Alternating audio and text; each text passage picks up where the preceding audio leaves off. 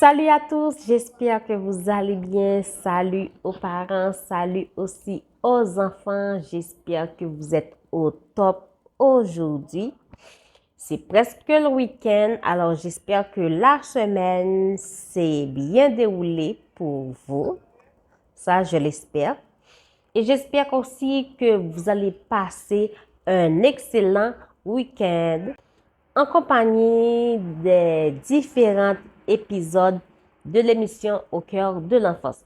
Chers parents, chers enfants, quand vous ne faites rien durant le week-end, essayez d'écouter une ou deux épisodes de l'émission Au cœur de l'enfance. Ça va vous booster.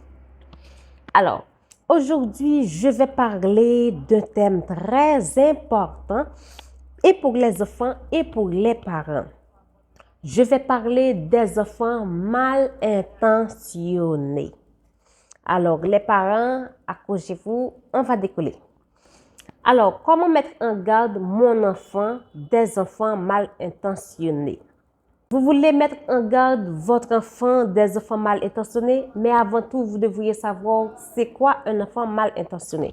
Eh bien, un enfant mal intentionné est un enfant ou un adolescent qui adopte des comportements méchants, des comportements manipulateurs, nuisibles envers les autres enfants. Il faut savoir que les enfants mal intentionnés peuvent blesser d'autres enfants, soit physiquement ou émotionnellement, sans se soucier de leur sort, sans se soucier de ce qui va arriver après. Alors oui,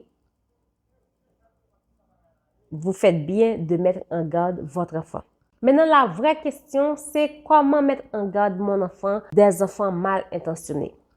Eh bien, j'ai pour vous quelques conseils qui peuvent vous aider à mettre en garde votre enfant des enfants mal intentionnés. Premier conseil, c'est éducation des émotions. Il faut savoir qu'il est important d'apprendre à votre enfant à reconnaître les émotions des autres. Quand ils sont sérieux ou pas, quand ils sont sincères ou pas, quand ils sont méchants ou pas, quand la personne est de bonne humeur ou pas. C'est vrai qu'il y a certaines émotions que la personne peut feindre, mais il est important d'apprendre à votre enfant de reconnaître les émotions de l'autre personne. En lui apprenant à reconnaître les émotions des autres personnes, il est important aussi de l'expliquer qu'il y a certaines personnes qui sont de bonnes personnes, il y en a qui sont mauvaises, il y a certaines personnes qui paraissent de bonnes personnes, mais au fond qui sont mauvaises, il y a certaines personnes qui vous adressent, mais par contre derrière, il y a une mauvaise intention. Alors, il faut montrer à votre enfant comment il peut reconnaître les émotions des autres. Deuxième conseil, c'est la communication ouverte.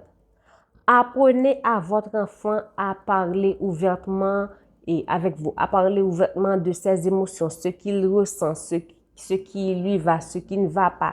Et comme ça, à l'école, il va faire de même. S'il y a quelqu'un qui l'embête à l'école, il va vous expliquer catégoriquement, voilà, et André m'avait fait ça, André est méchant, André a dit ça, parce que l'enfant qui est mal intentionné, parfois c'est avec des actions, parfois c'est avec des paroles méchantes, des paroles blessantes.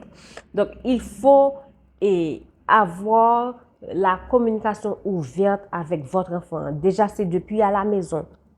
Donc, quand votre enfant vous dit, il s'est passé ça à l'école, ne dites pas, tu as toujours quelque chose à rapporter, il ne s'est rien passé du tout. C'est une très bonne école. Oui, c'est une très bonne école, mais qui vous dit que tous les enfants qui sont à l'école sont de bons enfants? Non. Il faut croire votre enfant sur parole. Parce que c'est vrai que parfois, ils aiment mentir, mais un enfant ne va pas mentir vraiment sur son bien-être, sur sa santé mentale, il ne va pas mentir comme ça sur quelqu'un de son école qui lui fait du mal. Donc, il faut bien peser sur ses mots. Parce que c'est ce qui arrive en France, comme je l'ai dit dans la vidéo précédente.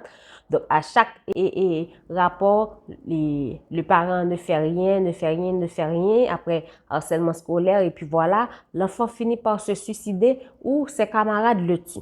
Donc, quand votre enfant vous dit quelque chose, vous le prenez au mot. Troisième conseil, établissez des règles claires.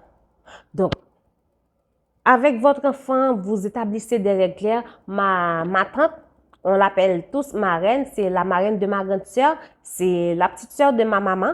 Et chaque année, lorsqu'on était petite, chaque année, dès la rentrée, elle nous explique des choses. Et c'était des règles. Ne faites pas ça, faites ça, ne mange pas dans la boîte et de quelqu'un que tu connais pas, si c'est pas ton ami, si quelqu'un te donne quelque chose, ne prends pas, des tas de choses comme ça. C'était des règles claires que ma tante établissait. Donc, chaque rentrée, c'était comme ça. Donc, à l'école, on avait toutes les quatre les mêmes règles. On sait toutes les quatre qu'on ne devrait pas faire ça, qu'on doit faire ça, qu'on ne devrait pas laisser à quelqu'un de nous maltraiter, de nous piétiner, de nous frapper. Donc, c'était interdit. Je vous interdis de laisser à quelqu'un de vous frapper, de vous piétiner, de vous malmener. Alors, c'est important d'établir des règles claires, des règles concernant les interactions des autres personnes. Par exemple, vous pouvez dire à votre enfant, si quelqu'un te demande de t'éloigner, ne l'occupe pas, ne t'éloigne pas. Si quelqu'un te dit que ta maman te demande dehors, ne l'occupe pas. Si quelqu'un te dit de l'accompagner dans les toilettes, sur la cour, ne le fais pas. Donc, vous êtes obligé de mettre en garde votre enfant. Sauf si c'est son ami. Et même parfois, ça va dépendre. Il y a certains amis qui sont comme ça. OK, aujourd'hui, je suis l'ami de Paul et demain, je suis dans l'autre camp. Donc, même là encore, l'enfant doit être prudent. On vit dans un monde où les enfants de nos jours font ce qu'ils veulent. Ils piquent comme ils veulent leurs camarades de classe, ils les tuent, les ouient de coups, l'école ne fait rien. Alors vous, de votre côté, vous êtes obligé de mettre en garde votre enfant. Quatrième conseil, scénario pratique avec votre enfant. Par exemple, vous et votre enfant, vous lui montrez comment il peut se défendre. Vous lui montrez comment il peut réagir face à un comportement inapproprié. Si par exemple, il sent que son ami ou sa camarade de classe est un peu chelou, vous lui montrez comment il peut s'esquiver discrètement. Comment il peut faire pour ne pas se retrouver seul avec cette personne qui est agressive, avec cette personne qui est mal intentionnée. Et ça va rester là dans sa tête. C'est très important. Cinquième conseil, surveillance et vigilance. Là, c'est à la maison. Donc, il est important d'être vigilant et aussi de surveiller votre enfant. Pourquoi je dis ça? C'est parce que vous allez voir, est-ce qu'il a de bons amis? Est-ce qu'il n'a pas des amis qui l'influencent dans son comportement, son langage, sa façon de parler, sa façon de voir les choses? Parce que les enfants, il y a certains enfants, je ne dis pas que tous les enfants sont comme ça, mais il y a certains enfants qui sont très influençables. Donc, alors, vous, de votre côté, il faut surveiller votre enfant, son langage, son comportement. Est-ce qu'il est agressif? Est-ce qu'il est violent? Est-ce qu'il a un esprit de vengeance? Est-ce que vous dites, wow, s'il est comme ça, s'il dit ça, c'est que à l'école, il harcèle les autres. Donc, vous devriez, vous de votre côté, surveiller votre enfant. Soyez très, très vigilants, chers parents. C'est très important. Sixième conseil, l'importance de dire non. Alors, il faut apprendre à votre enfant à dire non. D'ailleurs, c'est déjà depuis à la maison. Vous, les parents, votre problème, c'est que votre enfant ne peut pas vous dire non. Il y a une façon de faire, mais vous devriez apprendre à votre enfant à dire non. On va dire, par exemple, vous êtes sa mère, vous le manquez de respect, vous le giflez. Comme ça, vous allez me dire qu'il n'a pas le droit de dire non, maman, je n'accepte pas ça. Non, maman, ne me frappe pas comme ça. Non, maman, ne me fais pas ça parce que je suis un humain. Donc, c'est la façon de dire. Alors, apprenez à votre enfant à dire non. Donc, d'ailleurs, à vous aussi d'accepter quand votre enfant vous dit non, quand le non est valable. Donc, s'il vous dit non et juste pour faire son grand garçon, là, vous n'allez pas l'accepter. S'il vous dit non parce que vous êtes injuste, Là, il a le droit de se défendre parce qu'il est humain. Ce n'est pas un esclave. Et même l'esclave a le droit de dire non. Alors là, s'il vous dit non, et ce n'est pas une façon pour vous manquer de respect, il a le droit de dire non. Alors, apprenez à votre enfant à dire non. Dites à votre enfant qu'il a le droit de dire non à une situation qui lui met mal à l'aise, une situation qui met sa vie en danger.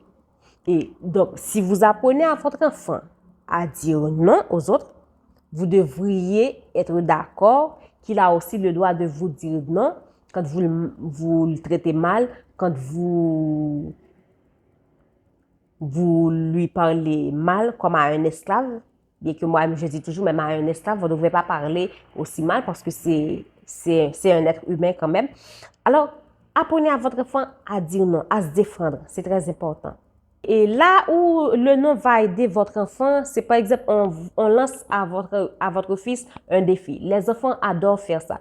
Voilà, je te défie de faire telle ou telle chose. Et voilà, l'enfant qui ne veut pas être comme une poule mouillée, il va vouloir relever le défi.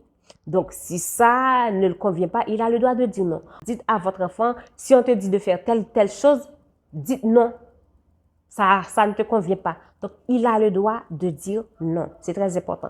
Et 7e conseil, encouragez l'empathie et la bonté chez votre enfant. Je ne sais pas, il y a certaines personnes qui n'ont pas d'empathie. Il y a certaines personnes qui manquent d'empathie. Il y a certaines personnes qui sont très empathiques. Moi, je suis quelqu'un de très empathique, mais je suis quelqu'un aussi qui sait poser des limites. Donc, tu es mon ami, c'est pas parce que tu es mon ami, je peux pas poser des limites. C'est pas parce que tu es mon ami, je peux pas te réprimander, je peux pas te tirer les oreilles. Je suis comme ça. C'est pas parce que tu es mon ami, voilà, je veux pas poser des limites parce que je veux pas blesser Nathalie et tout le tralala. Non, je pose des limites. Parce que d'ailleurs, je dois penser d'abord à mon bien-être, à ma santé mentale. Donc, il est important de savoir poser des limites. Donc, encouragez votre enfant à être empathique, à avoir de la bonté et à être un très bon ami. Ce n'est pas un ami qui est à double tranchant. Je suis dans ce camp, je suis dans ce camp. Non.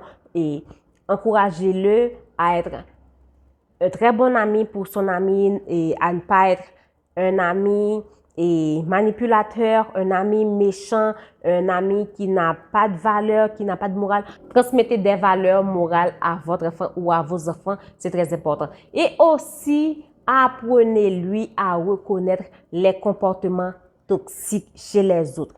Quelqu'un qui est très jaloux, quelqu'un qui dit toujours des choses méchantes, quelqu'un qui veut toujours que tu sois son ami, quelqu'un qui te rabaisse tout le temps. Ça, ce sont des comportements toxiques. Cette personne-là est toxique pour toi. Alors, tu t'en éloignes, mon fils.